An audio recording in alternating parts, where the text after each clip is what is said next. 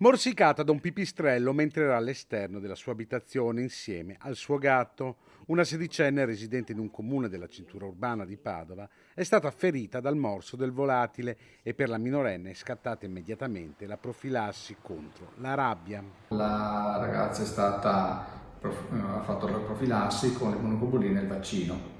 E c'è stato un grosso impegno dalla parte invece dell'azienda sanitaria come servizi veterinari, perché il pipistrello è stato portato, è vivo, in una voliera e viene tenuto in osservazione come si fa in questi casi per vedere se manifesta una sintomatologia riferibile alla rabbia. La rabbia nelle nostre zone non è più endemica da molto tempo, ma è sempre meglio essere prudenti.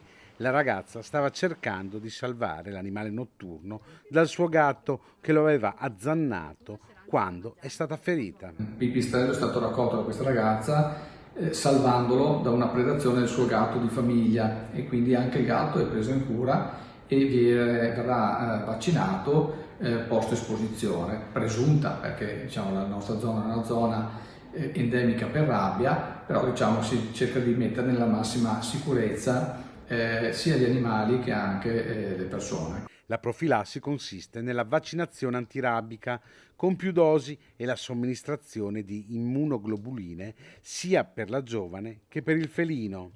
I servizi veterinari dell'US 6 Euganea hanno contattato l'Istituto Zooprofilattico delle Venezie, che ha classificato il pipistrello come un esemplare di orecchione bruno, specie protetta che non può essere abbattuta.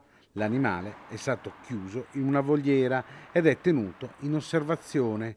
Il morso del pipistrello è un evento rarissimo. Come sanità pubblica ci interessano e ci preoccupano molto di più quei casi in cui la morsicatura avviene all'estero. Ecco, per la provincia di Padova e i nostri cittadini abbiamo avuto nell'arco di poche settimane 3 casi di morsicatura di cani, uno in Bolivia e uno nell'isola di Bali in Indonesia, e una ragazza adolescente morsicata da una foca in Sudafrica. Non ci sono state conseguenze per nessuno di questi soggetti, però raccomandiamo per quanti vanno all'estero di non dare mai confidenza agli animali, soprattutto se in un contesto di randagismo o in contesto di animali selvatici, e comunque di ricorrere subito alle cure sanitarie del caso.